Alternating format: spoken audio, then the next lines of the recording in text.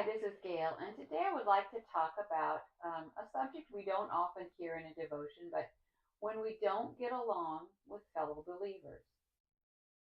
Are you sometimes confused by disagreements and conflict between Christians? Shouldn't believers all get along? Applying biblical principles to our relationships will definitely help us get along with others, especially other believers. But do we have to agree about everything? No. Paul and Barnabas, both mighty men of God, had a strong disagreement about John Mark joining their team, and they parted ways. This story is in Acts 15:36 through 41.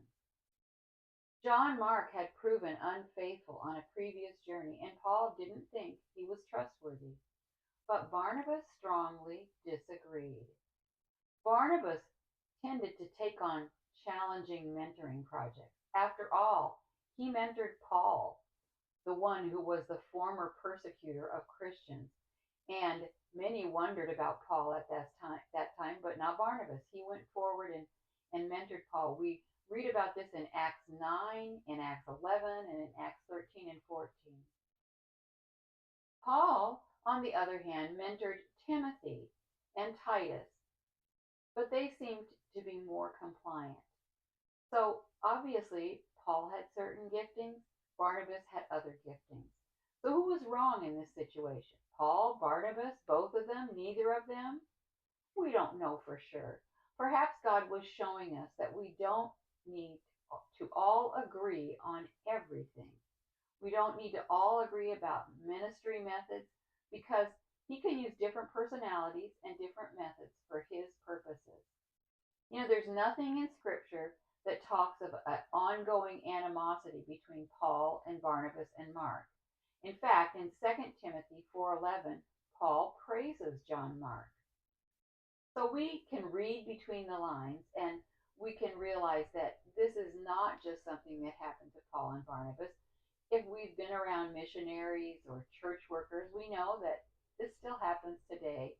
Even if you read missionary biographies, you might find that some people in them, godly people, didn't get along.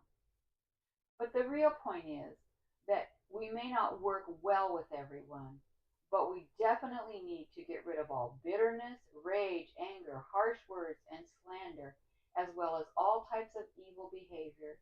Instead, we must be kind to each other, tender-hearted, forgiving one another, just as God through Christ has forgiven us. That's Ephesians 4:31. So we may not agree with the methods of each other, but we need to learn to respect each other and to get along, at least in the basics, even if we don't work well together. This devotion, I wanted to also share a personal situation that I'm not personally aware of, but one that I had heard of, and that is about Elizabeth Elliot and Rachel Saint, two very godly women who gave their lives to the gospel, who didn't get along, who didn't work well together. And I understood some of this, and I really believe it was simply because they had different giftings and different methods of doing things, but yet they were both godly women. Sadly, in 2020, Ellen Vaughn wrote a book called Becoming Elizabeth Elliot, and she used Elliot's diaries and shared one side of those differences that the women had. She didn't have the diaries of Rachel Saint, so she just shared this one side. Elizabeth Elliot was already dead, and somebody else had obviously given over her diaries to Elizabeth Dunn. But I think had Elizabeth Elliot been alive, she would not have allowed it. I think she would have realized that she still had a respect for Rachel Saint. Um, Elliot and Saint had different gifts, different personalities, and different missions in life, but both did great work for the Lord. I'm glad that Scripture simply tells us what it does about Paul and Barnabas. It doesn't go into all of their disagreements or anything they may have said to each other that wasn't appropriate.